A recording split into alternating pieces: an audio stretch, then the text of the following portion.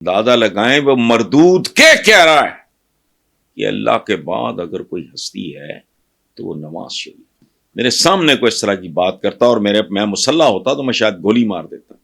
مجھے یقین نہیں آ رہا. Excuse me.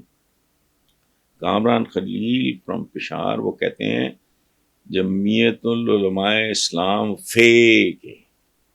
رہنما نے کہا ہے کہ ووٹ کے بدلے چاہے تو قرآن پہ حلف لے کر بھی پیسے لے لیں لیکن مخالفین کو ووٹ نہ دیں. میں فتویٰ دیتا ہوں، آپ گناہ گار نہیں ہوں. اس پہ آپ کا کیا تبصرہ ہے؟ کامران خلیل صاحب، یہ اس طرح کی احمقانہ، جاہلانہ اور گھٹیا بات ہے کہ یہ تبصرے کے قابل بھی نہیں. لیکن اس کے پیچھے انتہا درجے کا خوف ہے مخالفین کا.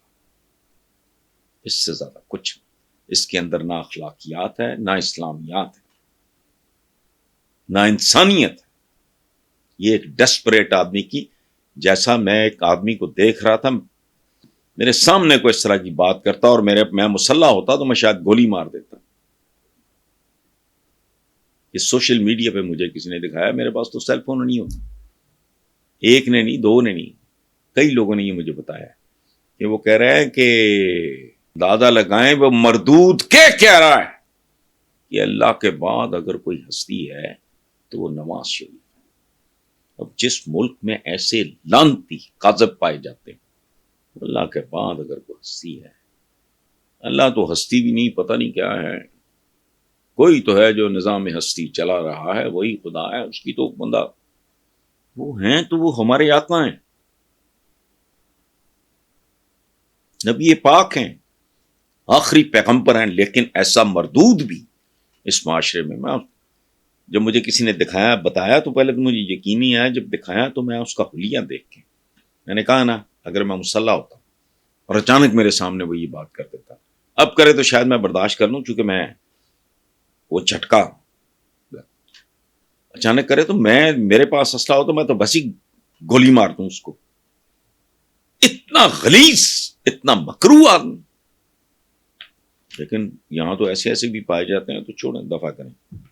اب فیصلہ کن لوگ کون ہوتے ہیں؟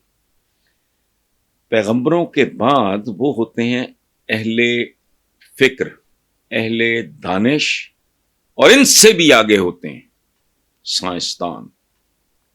بیٹا ایک بات غور کرو، یہ برباد کر دیتا ہے یہ رویہ، جس کی طرف میں نے کسی پروگرام میں بات کی ہوگی جو آپ نے مینشن کیا ہے.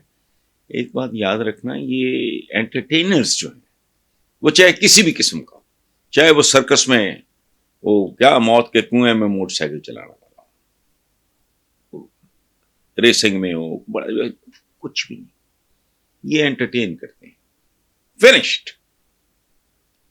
قوموں کو بناتا، سنوارتا، چاند اور مریخ تک لے کے جاتا ہے سائنٹسٹ. ہمارے ہاں ہے ہی نہیں. ایک تھے ڈاکٹر عبدالسلام، ان کو نوبل پرائز ملا تھا. باقی 75 سال میں واٹ ہیو یو پروڈیوسڈ. دوسرے تھے، وہ ان معنوں میں کریٹو سائنٹسٹ نہیں تھے.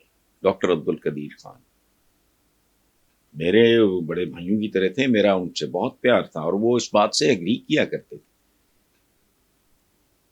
وہ ایٹم بم کے موجد نہیں تھے. میں بات کر رہا ہوں جو لوگ ایجاد کرتے ہیں. میں آپ سے بات کر رہا ہوں، آپ کراچی کے رہنے والے ہو، میں کمیونیکیٹ کر رہا ہوں آپ سے. اس سب کا بابا آدم باپ کون ہے؟ تھامس ایڈیسن، جس نے بلب بنایا، بجلی کا موجد بھائی. ہم لوگ گاڑیوں پہ جاتے ہیں، ہمیں شرم نہیں آتی، ورنہ جتنے فاصلے ہو گئے اونٹوں، اونٹنیوں، گدوں، خچروں، گھوڑوں پہ تو نہیں ممکن. یہ موشن ہے بنی نوع انسان کے. بجلی دی. اچھا، اب فلش سسٹم ہے. بیٹا تصور کرو، کنووں میں پانی پینے والے لوگ ہیں ہم. انگریز لے کے آیا ہینڈ پمپ. برے صغیر میں کیا کہا گیا؟ بمبا. جب ریلوے لائن بر صغیر میں بچھ رہی تھی کون لایا؟ وہ بھاپ کے انجن سے شروع ہوا کام. کون لایا؟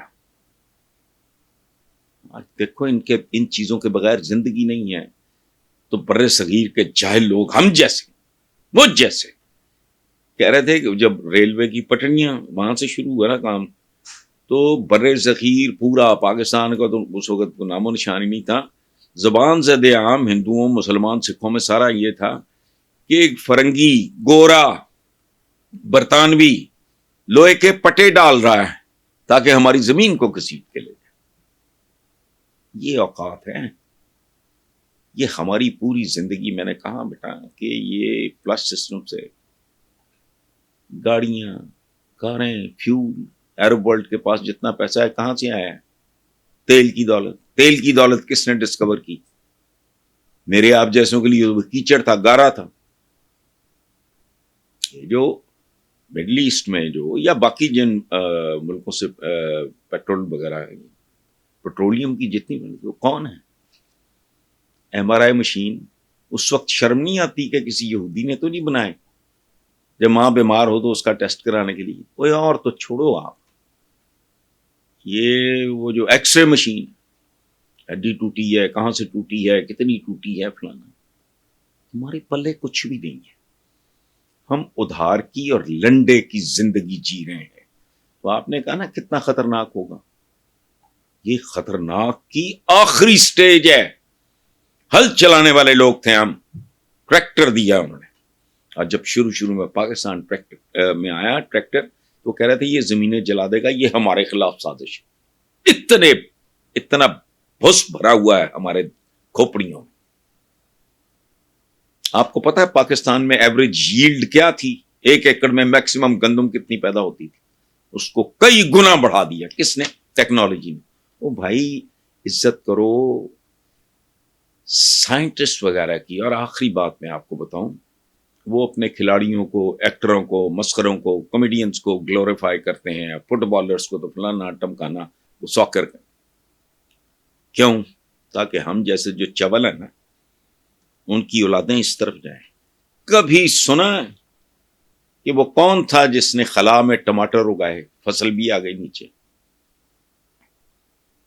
سوچیں, کبھی کسی نے سوچا؟ کسی کو شرم آئی؟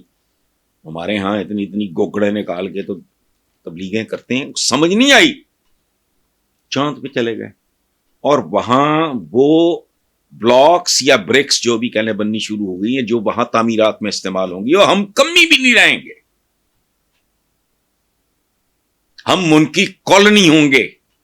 ہم جیسے ملک اس کرۂ ارض پہ جو رہ رہے ہوں گے نا, یہ ان کے کمی ہوں گے. کمی جیسے بہت بڑے جو فیوڈلز ہوتے ہیں نا, کبھی کبھار وہ قیمتی بیش قیمت اپنا ایس یو ویز پہ, بڑی بڑی لینڈ کروزر سے بھی قیمتی گاڑیوں میں بیٹھ کے چلے جاتے ہیں, پیچھے ان کے گن میں دیکھتے ہیں ہمارا کمی کیسے رہ رہا ہے, کام کم کر رہے ہیں. ٹھیک, یہ اوقات ہوگی 50-100 سال کے بعد. اگر کوئی رکھ سکتا ہے یہ ویڈیو سنبھال کے رکھ لے. تو آپ نے کہا کس قدر خطرناک. ہم خطروں کی حدود بہت پیچھے, ہم تو بہت کہیں آگے نہیں.